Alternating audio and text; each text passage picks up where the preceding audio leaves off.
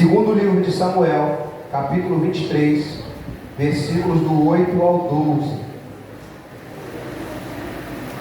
Segundo Samuel 23, do 8 ao 12, diz assim: Estes são os nomes dos poderosos que Davi teve: Josebe-Basebete, filho de Taquemone, o principal dos capitães.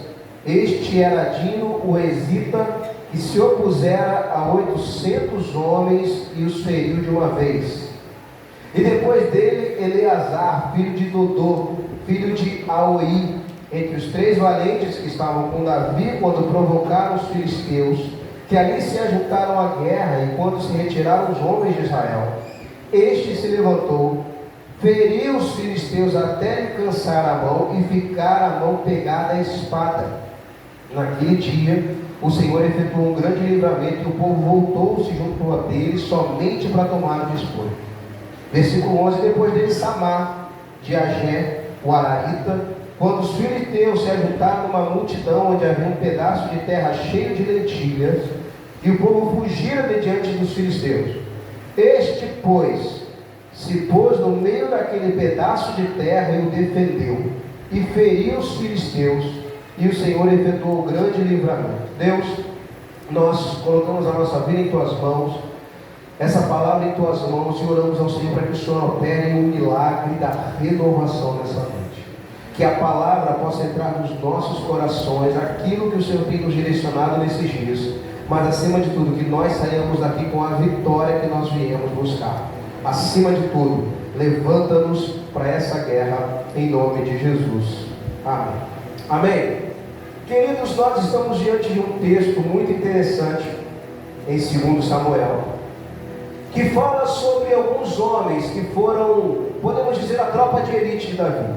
Nesse capítulo 23, a gente tem uma lista de alguns nomes de homens que foram muito usados por Deus, através de grandes livramentos, de grandes conquistas, e esses homens que foram usados por Deus, eles estão entre uma lista de homens que realmente fizeram a diferença.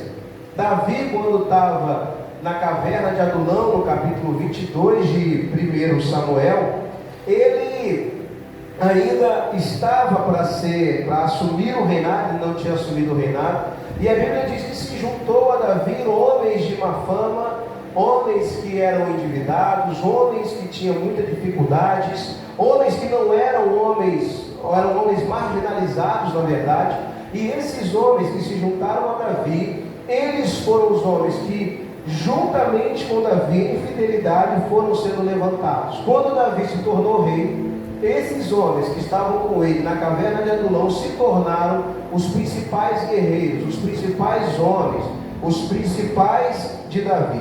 E aí no capítulo 23 nós vemos algumas dessas manifestações que eles tiveram. A gente percebe aí nesse contexto sobre fidelidade e honra, de como também que o seu presente hoje não significa o futuro que você vai ter. Talvez hoje você esteja passando por um momento difícil, mas no futuro Deus pode levantar você e abençoar tremendamente você, até porque essas pessoas que foram até Davi lá na caverna de Adulão foram homens que estavam realmente com muitas dificuldades e muitos problemas, e esses homens futuramente se tornaram os 3 mais próximos, talvez guarda-costas de Davi. A gente percebe também como que um líder pode fazer a diferença, porque quando esses homens chegaram até Davi, eles estavam endividados, amargurados de espírito, e através da vida de Davi, através da liderança de Davi, esses homens se tornaram grandes homens na presença do rei. Quando Davi ele foi levantado ao trono, em 1 Crônicas, capítulo 11, versículo 10, diz: Estes foram os principais guerreiros de Davi, que junto com todo Israel deram um grande apoio para estender o seu reinado para todo o país, conforme o Senhor havia prometido. Esses homens, eles fizeram com que o reino de Davi fosse expandido por todo Israel, e eles ajudaram Davi nesse caminho. A Bíblia diz que Josebe-Basebete ou Josebeão, com uma lança ele matou 800 homens. Eleazar lutou ao lado de Davi contra o exército dos filisteus para proteger o campo de cevada. Lutou tanto que a espada ficou agarrada na mão dele. Dizem os historiadores que o sangue dos inimigos, à medida que ele ia matando, foi se apegando à mão, até que o sangue começou a ficar grosso, duro, e ele não conseguia mais abrir as mãos por causa do sangue dos inimigos que estavam sendo mortos por ele. Samar protegeu o campo de lentilhas contra os filisteus. Do versículo 13 em diante, conta mais algumas histórias, mas eu quero conversar um pouco sobre esses três. Na verdade, não diretamente, mas o que a gente pode aprender com eles. Isso é um contexto para você entender o que está acontecendo. Nas últimas semanas, Deus tem falado muito ao meu coração sobre família. Deus tem tratado muito ao meu coração e tem me direcionado a tomar algumas atitudes em relação à família. E eu acredito, irmãos, que nós estamos vivendo um tempo onde as famílias estão sendo cruelmente atacadas. Os inimigos, eles estão se levantando de uma maneira muito forte contra as famílias, e de uma maneira geral, todos nós estamos sofrendo dificuldades, em alguns de uma área, em outros em outra área, mas a grande verdade é que, de um modo geral, todas as famílias estão sendo atacadas, e os cristãos que têm uma vida com Deus também não está sendo diferente. Mas quando eu olho para esse texto, e quando Deus me lembrou desses homens, Deus me fez perceber algumas coisas, e uma delas é como que esses homens, eles se colocaram diante de Deus para proteger um pedaço de terra, para proteger alguma coisa. Enquanto os inimigos vinham, um homem, por algumas vezes ele se colocou diante de um inimigo para proteger aquilo que era importante para ele. Enquanto eu pensava sobre isso, eu ficava olhando e pensando algumas coisas, e Deus me fez perceber, irmãos, como que nesses dias nós precisamos nos posicionar em relação a algumas coisas. Nós precisamos nos levantar como guerreiros, porque senão o inimigo vem, arrebenta tudo, leva tudo, e se nós não nos posicionarmos como um exército de Deus, eles vão levar tudo o que a gente tem. Então nessa noite, eu quero compartilhar com você algumas coisas que está descrito nesse texto, para a gente poder entender e tomar algumas atitudes hoje, no final do culto. Eu acredito cegamente que nessa noite Deus vai fazer com que algumas chaves virem na sua mentalidade, na sua cabeça, a fim de que você possa começar a guerrear em favor de algumas coisas. Você acredita nisso? Amém? A primeira coisa que a gente consegue perceber nesse texto é que existe uma pergunta para ser feita, que é: o que você faz quando você entra numa grande dificuldade? Ou quando você é fortemente atacado pelo inimigo? O que você faz? Existem pessoas que, quando entram em algum processo de dificuldade, já desistem. Pessoas que começam um negócio e no primeiro não, ou na primeira dificuldade que vive daquele negócio que ele abriu, já desiste. Outras pessoas desistem de relacionamentos, outros desistem de empregos. Existem pessoas que vão fazer um teste, passam uma entrevista, passam uma seleção, e aí no primeiro dia de emprego ele acha muito difícil, desiste. O que você faz quando você se encontra em muita dificuldade? O que você faz quando o inimigo se levanta contra você em fúria? Esse final de semana, na verdade, se não me engano, ontem não, sexta ou quinta-feira, uma pessoa me ligou, me contou uma experiência que ela viveu, que ela via literalmente uma sombra entrando dentro da casa dela. E ela falou para mim: pastor, eu me levantei em autoridade, eu expulsei aquele demônio, e pela primeira vez eu não senti medo. Quando Deus nos dá autoridade, quando Deus renova essa autoridade, nós temos poder para enfrentar o inimigo com coragem. Mas a grande pergunta que eu quero fazer para você nessa noite é: o que é que você faz quando você se encontra em meio a uma grande dificuldade? Porque o povo filisteu estava vindo por várias vezes, eles se levantaram um monte de vezes contra os inimigos, contra os israelitas. E a gente vive num tempo, irmão, onde a batalha não é apenas natural, a batalha também é espiritual. E para nós que somos espirituais, muito mais ainda espiritual. E a maior dificuldade nossa hoje é justamente discernir o que é natural e o que é espiritual. Porque se a batalha for espiritual e lutar de maneira natural, não vai dar certo. Assim como se a batalha for natural e quiser lutar de maneira espiritual, eu também vou passar por dificuldade. E tem gente que endemoniza tudo, achando que tudo é espiritual, e na verdade não é. Tem coisas que são naturais, tem coisas que somos nós que temos a responsabilidade de fazer. É interessante que em Lucas, capítulo 13, a partir do versículo 10, a Bíblia diz que havia uma mulher que ela andava encurvada. Ela tinha um problema nas costas, na verdade ela tinha um demônio que a aprisionava. E aí Jesus cura essa mulher no sábado. Alguns religiosos perguntam, mas você não pode curar no sábado. Jesus vai e diz o seguinte: então, esta mulher, que é uma filha de Abraão, a quem Satanás mantinha presa por 18 anos, não deveria no dia de sábado ser liberta daquilo que aprendia? Sabe, irmãos, quando eu estava lendo esse texto de Lucas, eu fiquei pensando como que as pessoas poderiam olhar para aquela mulher e achar que era uma doença natural, achar que era alguma deformidade física, ou algum problema que aconteceu ao longo do tempo, porque 18 anos, uma mulher andando encurvada, 18 anos que uma mulher andava com dificuldade, ninguém fazia nada, não tinha o que fazer. Acredito que as pessoas olhavam e falavam, não, aquilo ali foi má gestação, aquilo ali foi o tombo que ela levou, aquilo ali foi que ela foi começando a se curvar ao longo do tempo.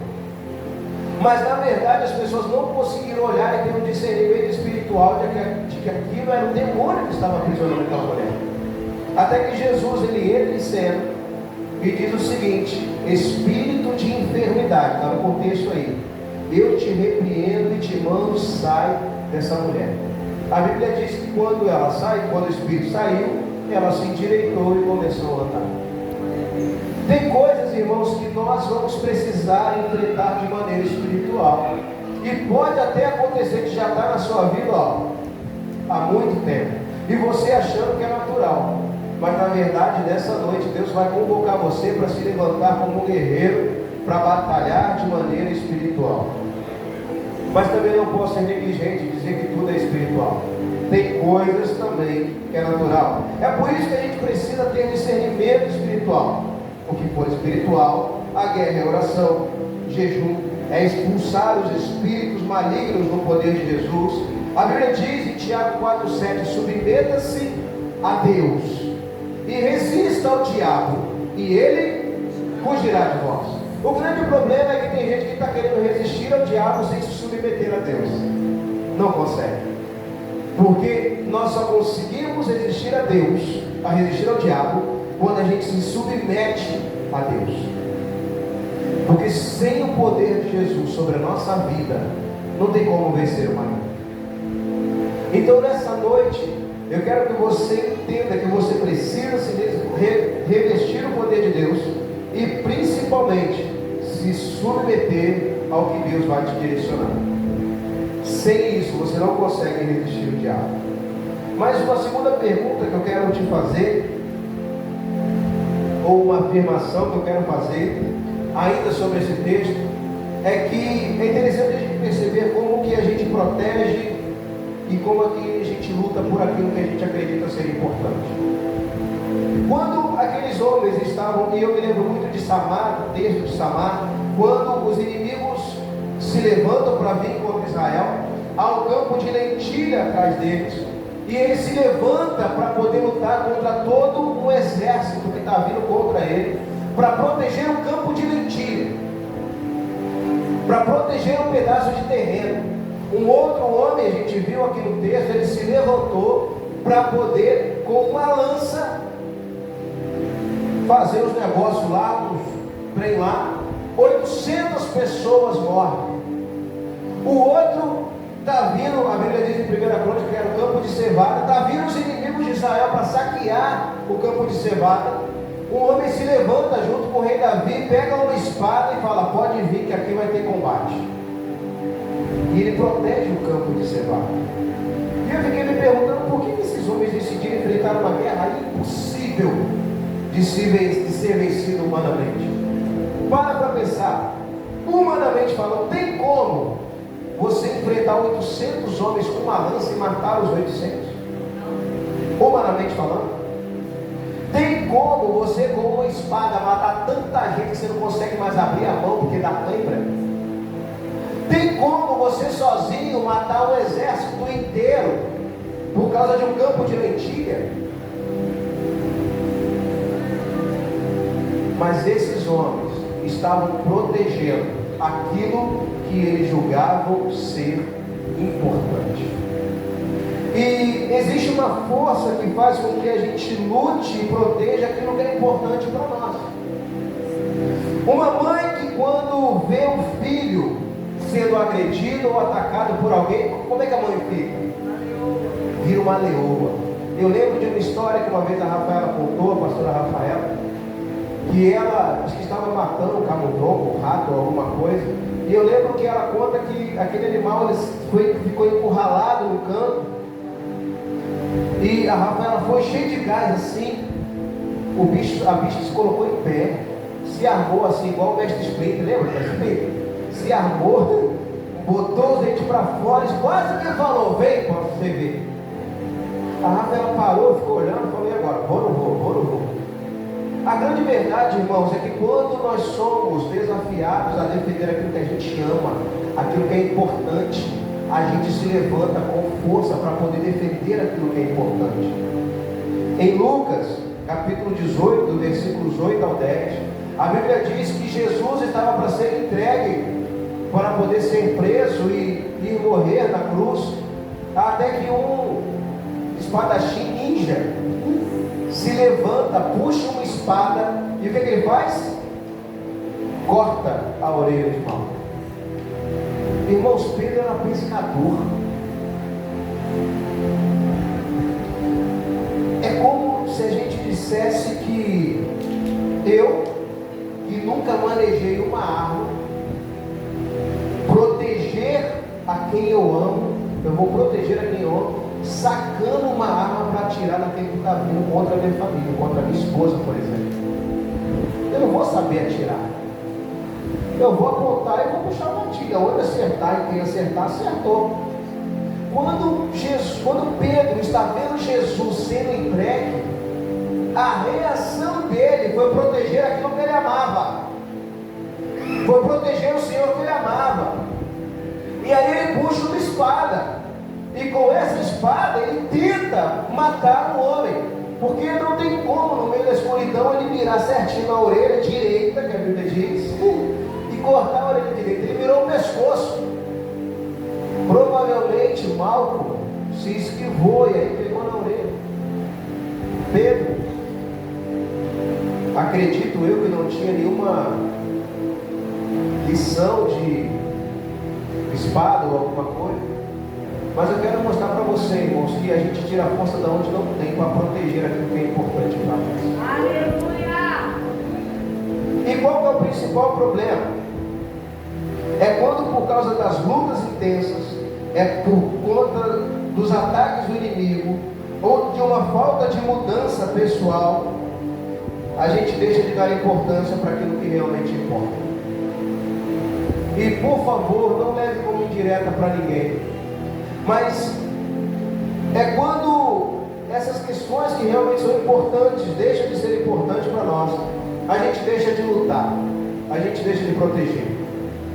É aquele filho que já está dando tanto problema porque está nas drogas, que a gente chega e fala assim, desisto, não vou mais orar por ele, está na mão de Deus. É aquele marido que chega em casa alcoolizado toda vez e a gente fala, não vou mais orar por esse miserável. Se Deus quiser salvar, que salve. Se sair morrer amanhã, vai fazer 2 dias, eu não me importo mais. É quando aquele emprego que faz com que você sustente a sua família se torna tão pesado que você começa a fazer tanta coisa, doido para ser mandado embora, mas ainda não foi. E você fica se perguntando, rapaz, eu faço tanta coisa para ser mandado embora, ainda não fui, não aguento mais naquele lugar. E você não consegue perceber que é Deus que está te segurando naquele lugar, porque é de lá que você tira o provento da sua família. E aí, quando isso deixa de ser importante para a gente para de lutar. A gente não acredita mais, a gente não luta mais. E quando isso acontece, a gente fica numa situação muito delicada. A gente luta ou para de lutar? A gente protege ou deixa estragar? A gente defende ou deixa o inimigo levar? Essa é uma decisão que você vai precisar tomar hoje. Voltar a proteger o que é importante para você. E eu quero dizer, irmãos, que existe algo que é muito importante aos olhos de Deus, que se chama família.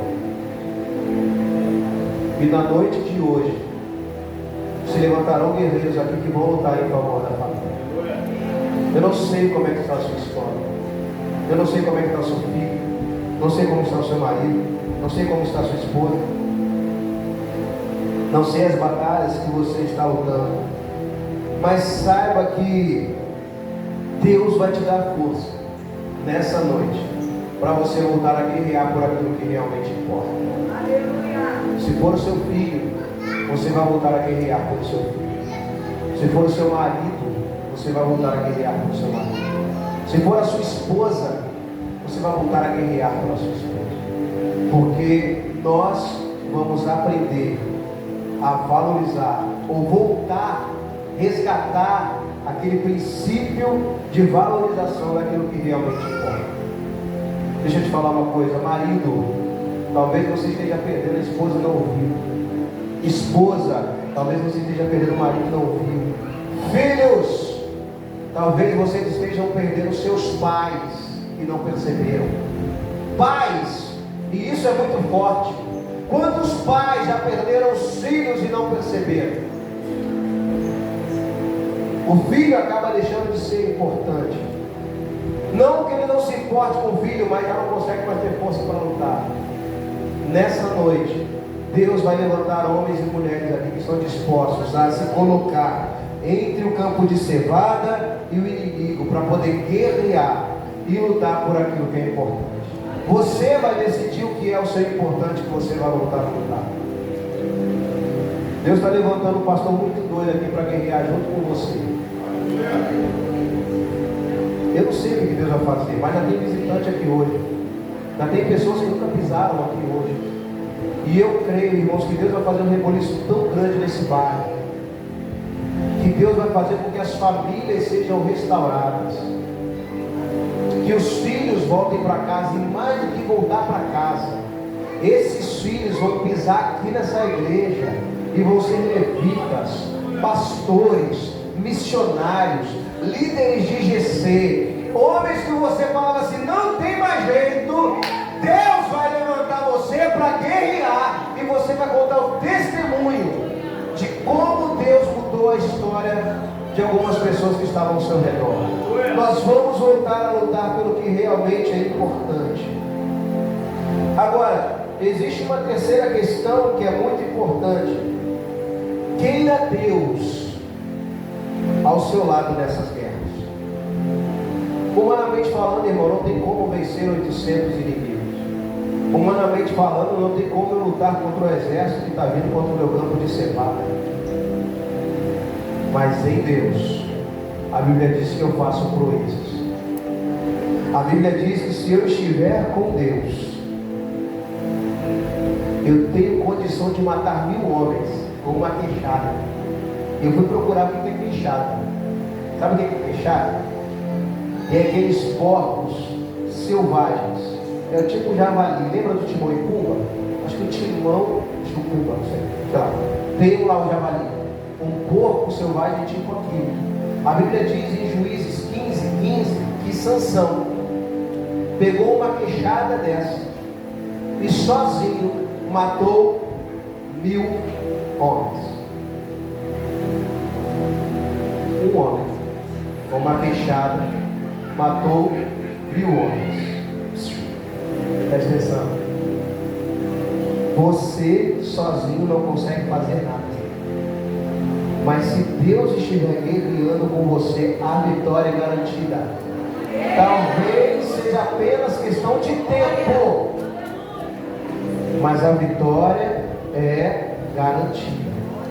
A Bíblia diz no versículo 14 que o Espírito do Senhor, Juízes 15, 14, o Espírito do Senhor se apoderou de Sansão, e ele com uma queixada matou 1000 homens. Quando eu olho para esse texto de Samar, quando eu olho para esse texto de Eleazar, a Bíblia não é clara em dizer que o Espírito Santo se apossou desses homens, mas a Bíblia é clara em demonstrar que houve uma intervenção divina para que a guerra fosse vencida. A Bíblia diz nos versículos 10 e 12 de 2 Samuel 23, e o Senhor operou um grande livramento. Não foram aqueles homens que venceram por si só, mas Deus que se levantou em favor daqueles homens e começou a lutar e a guerrear junto com aqueles homens, e eles conseguiram adquirir uma grande vitória. E a Bíblia diz que o Senhor operou um grande livramento. Ei, as pessoas que fugiram, elas voltaram somente para colher os despojos que ficaram. Sabe o que Deus está dizendo? Você pode até lutar sozinho, porque todo mundo te abandonou e agora não tem jeito. Mas quando esse abençoado aí se converter, quando esse abençoado vier para a igreja, quando esse abençoado voltar, quando seu casamento for restaurado, quando sua vida financeira for restaurada, vão vir pessoas para usufruir do fruto que você vai estar dando. E você, como um grande homem e mulher de Deus, vai falar assim: é para a glória de Deus. Pode pegar o despojo, que Deus tem muito mais para nós. A Bíblia diz que o exército de Israel que fugiu voltou só para pegar os despojos. Tem luta, irmãos, que você só vai vencer se Deus intervir. Você já orou pelo teu marido? Você já pediu por aquele abençoado? Você já orou pelo teu filho? Já impôs as mãos, já fez tudo. Ainda não surtiu efeito. Deus está dizendo para você nessa noite que Ele vai fazer as coisas acontecerem. Agora, a grande questão é saber apenas se você tem coragem nessa noite para se posicionar contra o inimigo e defender o seu campo direitinho. Irmão, eu vou entrar em umas doideiras que, ó, eu não vou falar para não trazer a sensação de que ele está se vai descendo. Mas é guerra, é luta, é batalha. Eu acho engraçado alguns crentes que querem vencer batalhas sem orar, sem fazer o jejum, sem ter dificuldades. Eu sei que você já está numa luta há muito tempo. Eu sei que você já não aguenta mais, você já está cansado, cansada. Talvez o que realmente é importante já deixou de ser importante para você há muito tempo, você não está nem a fim de lutar. Entra na campanha pela fé. Entra nesse mês de março pela fé. Fala: Deus, o Senhor está falando, obrigado. O Senhor está falando esse negócio aí. Então eu vou entrar pela fé. Não sei o que vai dar não, nem eu sei o que vai dar. Mas eu acredito, irmãos, que até o final do mês essa igreja vai estar com cada cadeira ocupada. Os jovens vão ter que até o final do mês. A galeria, se nós descêssemos as pessoas da galeria hoje, aqui embaixo já ficaria lotado, precisaria colocar a cadeira lá fora. Mas vão chegar dias, até o final do mês, eu profetizo isso, que tanto a galeria quanto aqui embaixo vai estar cheio. A gente vai precisar de mais diáconos.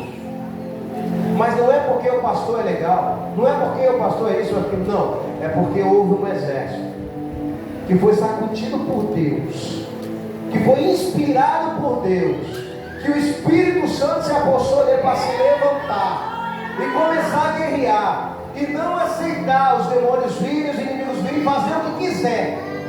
Não mais. Nós vamos nos levantar hoje. Você vai receber unção e autoridade hoje, mais do que Deus. Jesus já te deu autoridade, tá? Isso eu vou te dar, não. Jesus já te deu. Ele diz assim, ó: vão, no meu nome vocês vão expulsar demônios, no meu nome vocês vão curar enfermos, no meu nome vocês vão pisar em serpentes, e se porventura vocês beberem alguma coisa, ou se alguma coisa mortífera picar vocês, fica tranquilo, nenhum mal vai acontecer com vocês. Não é o pastor quem dá autoridade. Foi o Senhor Jesus quem já dispensou autoridade para a igreja. E você vai se levantar nessa noite no poder do Espírito Santo para guerrear por aquilo que realmente importa.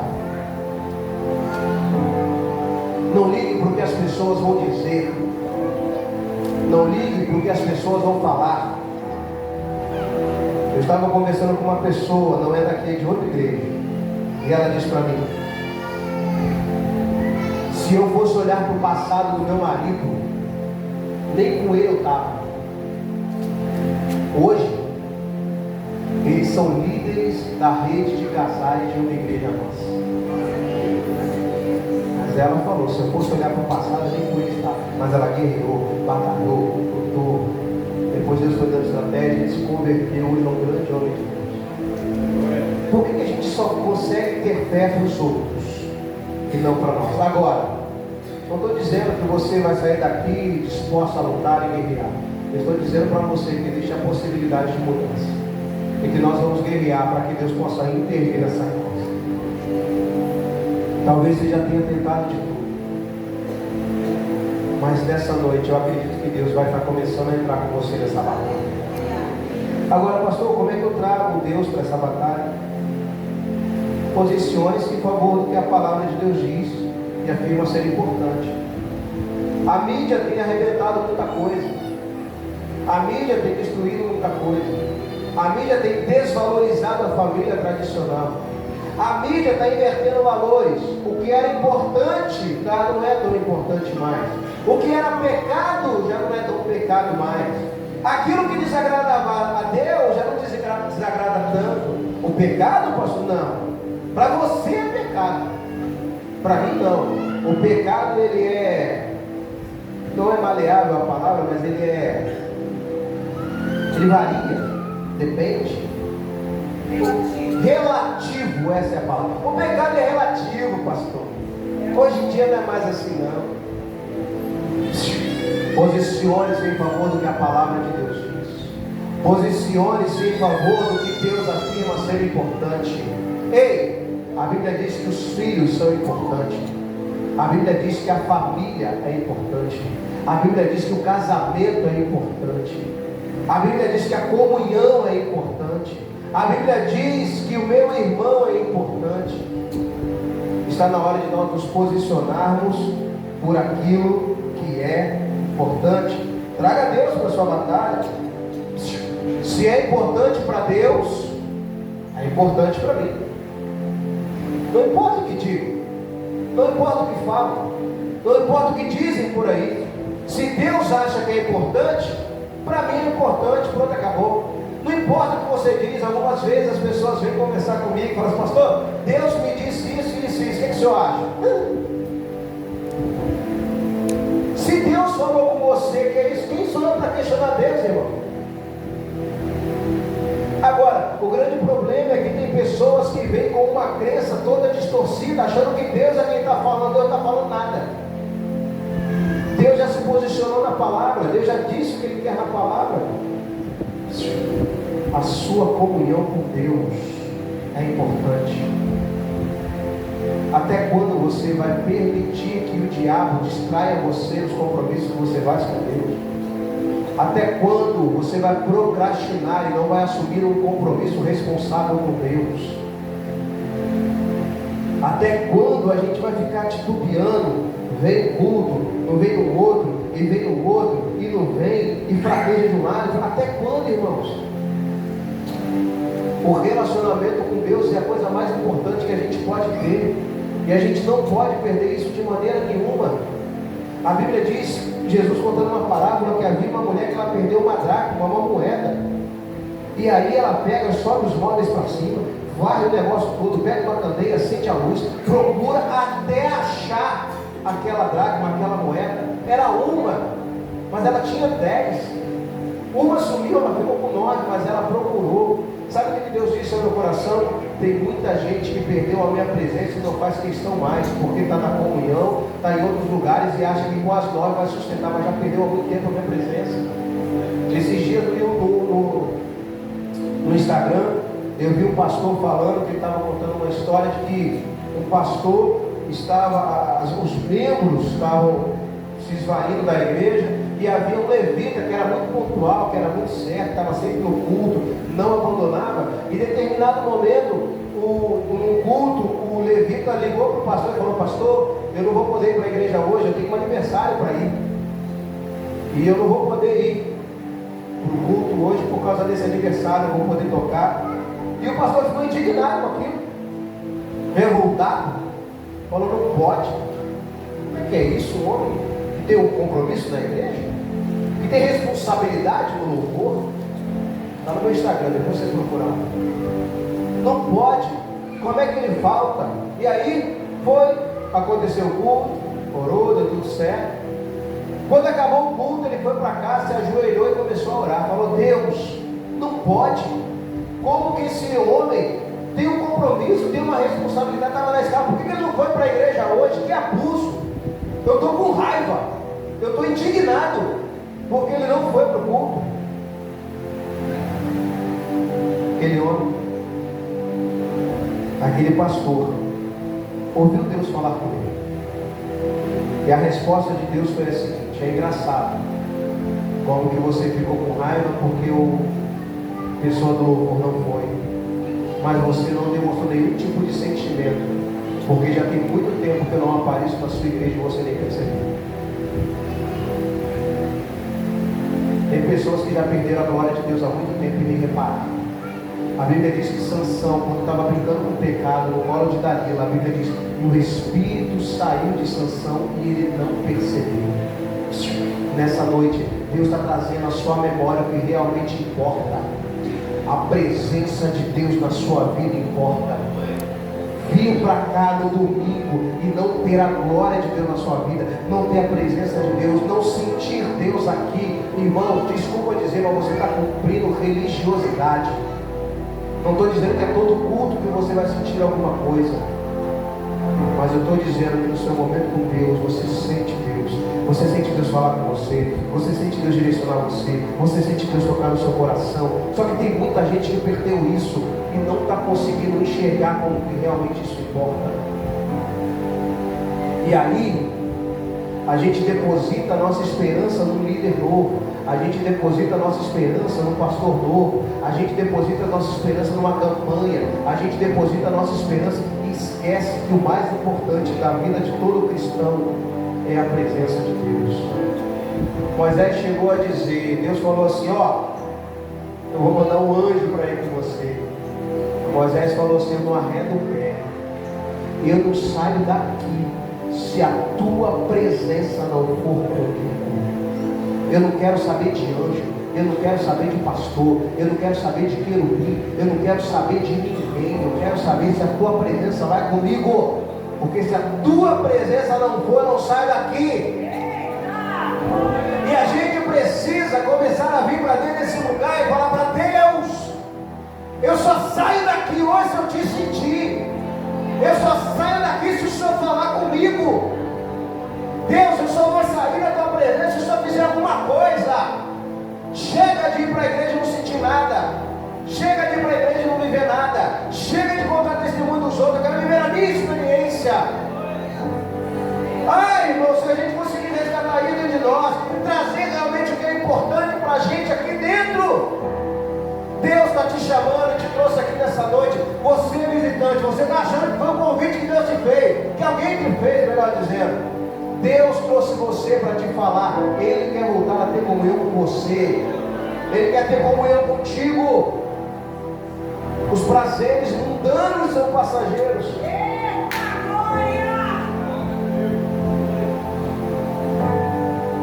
Chegará um momento, irmão, você vai olhar para trás e vai dizer: quanto tempo eu perdi por não estar na presença. Eu já conversei com algumas pessoas que estão afastadas. Sabe qual é a maior tristeza delas? Não conseguirem forças para voltar. Eu não conheço ninguém que está afastado que tenha se arrependido de um dia ter entregado a vida para Jesus. Todos, eles podem fazer qualquer coisa lá fora, vivem da maneira que querem, mas no fundo, eles sabem que a melhor decisão que eles tiveram foi o dia de entregar a vida para Jesus. Deus te trouxe aqui para dizer para você o que realmente importa. Posicione-se a favor da palavra. Ser importante de Deus, ser importante para Deus, é importante para mim. Quer trazer Deus para a batalha? Clame a Deus para que Ele entre na sua guerra. A Bíblia diz que quando o povo de Israel estava fugindo do deserto, do Egito, parou de frente para o mar. Você conhece a história? E aí quando ele parou de frente para o mar, a Bíblia diz que a coluna de fogo que estava na frente veio para trás. E aí Moisés falou: Senhor, o povo está reclamando, perguntando se era para morrer ali, era melhor ter ficado comendo cebola. E aí, Deus, o que eu faço? Qual é a resposta de Deus? Moisés, por que clamas a mim? Diga ao povo que E aí Moisés se levanta e diz: por que vocês estão com medo, ó israelitas? Esses mesmos egípcios que agora vocês veem, nunca mais vocês o verão. Ficai firmes e vede o livramento que o Senhor vos dará hoje. A Bíblia diz que o mar se abriu e eles atravessaram o mar a pé enxuto, seco.